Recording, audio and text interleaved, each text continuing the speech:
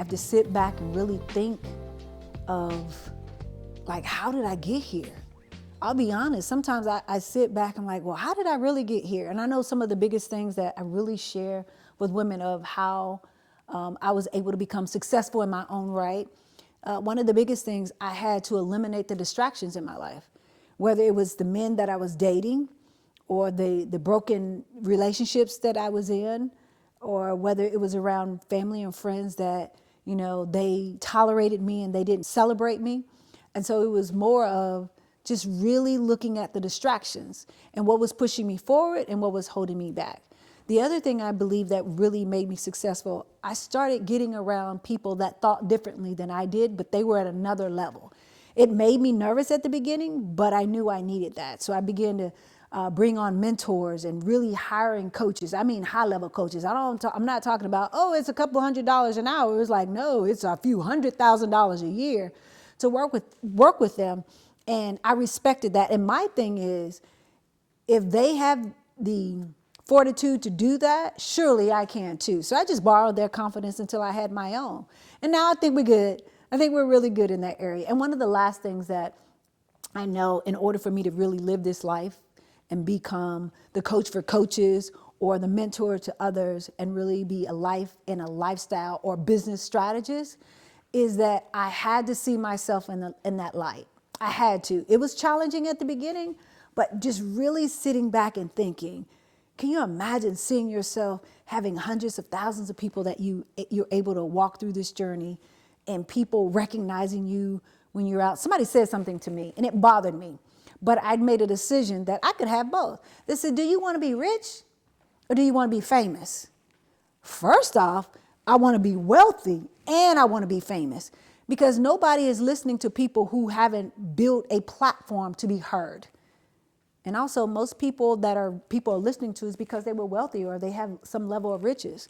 And I said, why can't I have both? To help people understand that I'm serious about this and I'm just not just showing up. And so I wanted wealth versus riches.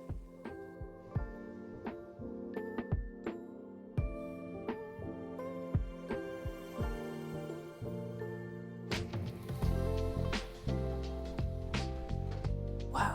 Stop looking at how our ancestors made money. You know, I grew up, my mom was a housekeeper. My dad was a sharecropper. My mom had a 3rd grade education. My dad had a 2nd grade education. My mom went back and got her GED later after having 12 kids. And she was a housekeeper. And so just really understanding that you don't have to do it the way everybody else did it. And content creation, is that what you said? My life is all content. Like just being able to coach people on their next level and mentorship and coaching and speaking. The content was my life. And the only thing I did was use what I've been through to create the content to share with other people how they could do it too. And so when you start looking at the life that you live, it is content. But you just have to know how to package it. And again, not looking at the history, because the history and the mystery of wealth is totally different from anything. When I first heard that story and the walkthrough of at the beginning of time, it was the agricultural age where land equaled wealth back then. If you were born into wealth, you died with wealth. And if you were born poor, you died poor. There's no better time for you to be a content creator. There's no better time for you to build wealth using your life experience and your knowledge. And again, you could be born to one of the families that could barely pay bills, to losing everything and waking up a year, 2 years, 3 years, 5 years later and having a multi-million-dollar empire.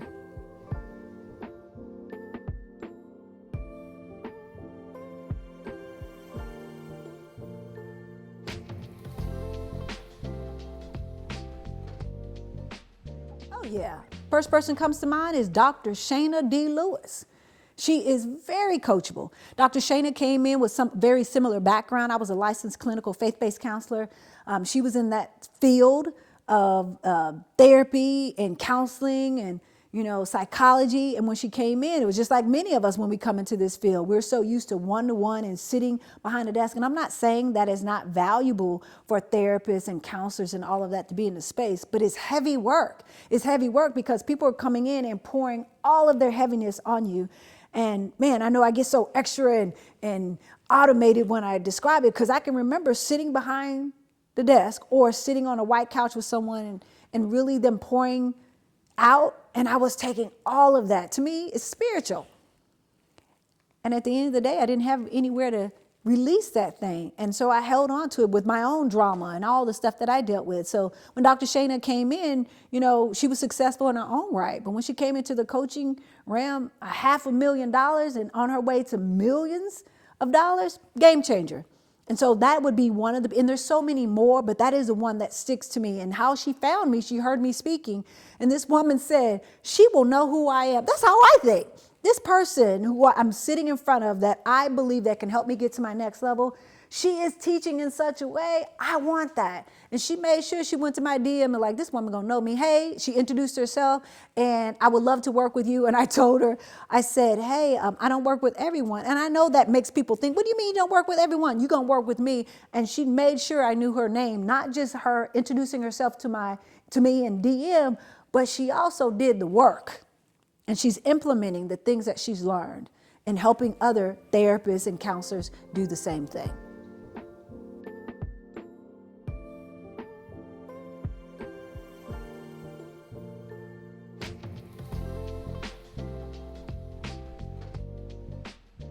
Because of the pandemic, it made me look at things differently. It is really taking all of what you've experienced in your life, packaging it and presenting it to people who need it the most. Taking your life experiences, because life is happening for us, not just to us. And when you start understanding everything that happened in your life, to include me, child at 15, raped at 17, married for 18 years, went through a horrendous divorce that took 3 years to dissolve, 21 years military, combat veteran, all those things. I could have chosen so many areas, but I started with something that was more passionate to me, but more of my purpose is helping other women through the process of divorce. I started there. As embarrassed as I was, I didn't want another woman to go through the pain of what I did. I quickly moved from divorce coaching to life coaching, relationship coaching, over to being a life business strategist. I call it lifestyle strategist, because if you create the right business, it'll give you the type of lifestyle that you want. So it's all about packaging your ideas of what you've been through and putting it in front of people who want to bypass all of the red tape, all of the hurdles, all of the, the landmines. You help them bypass that, and people will invest in themselves, but you have to teach them how to invest in themselves so they can get to the next level.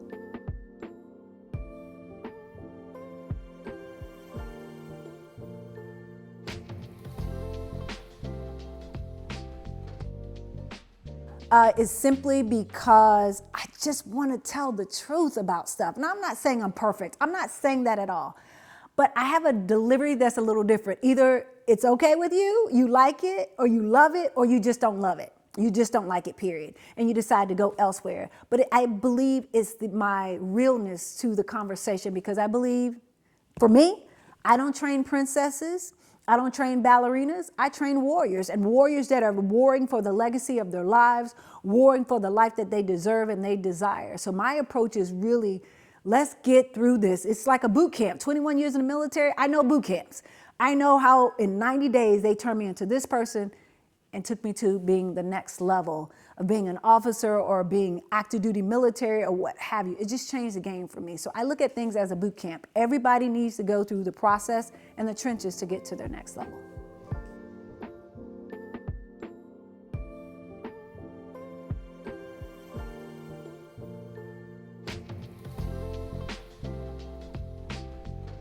One of the biggest things I learned along the way is, I was like everybody else starts, I need one-on-one, I need a coach. Now, do I have one-on-one coaches that I work with? Absolutely. But what I realized is a community, because you're in the room with like-minded women. They may ask a question that you weren't even thinking about. They may sit there and make a comment, and you're like, it is just an aha moment for you.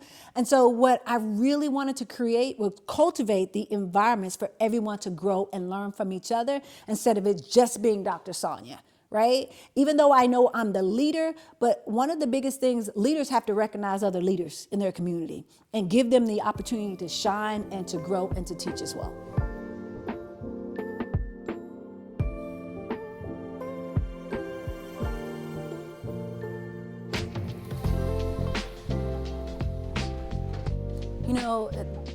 with that question, I would say it's not just for women of color. And because I'm a woman of color, we speak directly to that, but this is for all women.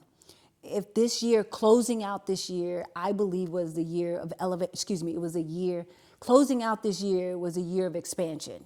But going into the next year, 2024, is a year of elevation. And what elevation really looks like is you taking where you are right now and doing a real assessment of, are you where you really want to be?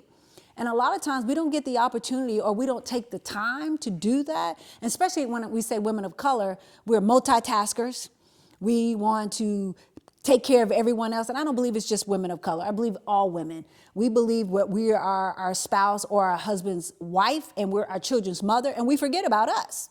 And so going into this next year is really thinking about being, and not feeling guilty, but being a little selfish. This next year closing out this year is going to be about me. And going into the next season of my life is going to be about me, and not feeling guilty for it, because there's so many people that are out there. We take care of everybody else. I believe we were born. We were created. There is a seed in us. There is a gene in us. It's like, hey, take care of everybody else. Don't worry about you. And I want to help remove or plug that in and say, yes, I can take care of other people, but I come first. And so going into this next season, especially in business, having a better life, better relationships, really start thinking about what is it that you need, that you must have, what is non-negotiable for you. I believe that's the thing that really has set me apart from so many other people that are out there. I'm unapologetic about the life that I want to live. I'm unapologetic for asking what I should be paid. I'm unapologetic about what it is that I deserve and I desire. And as I close out for this interview, it was really hopefully it's to help you think about where you are right now, and understanding that everything, that who you are right now and who you're becoming, is more important than anything else. They said there's 2 important dates that you should remember in your life. It's the day you were born and the day you realize what your purpose is.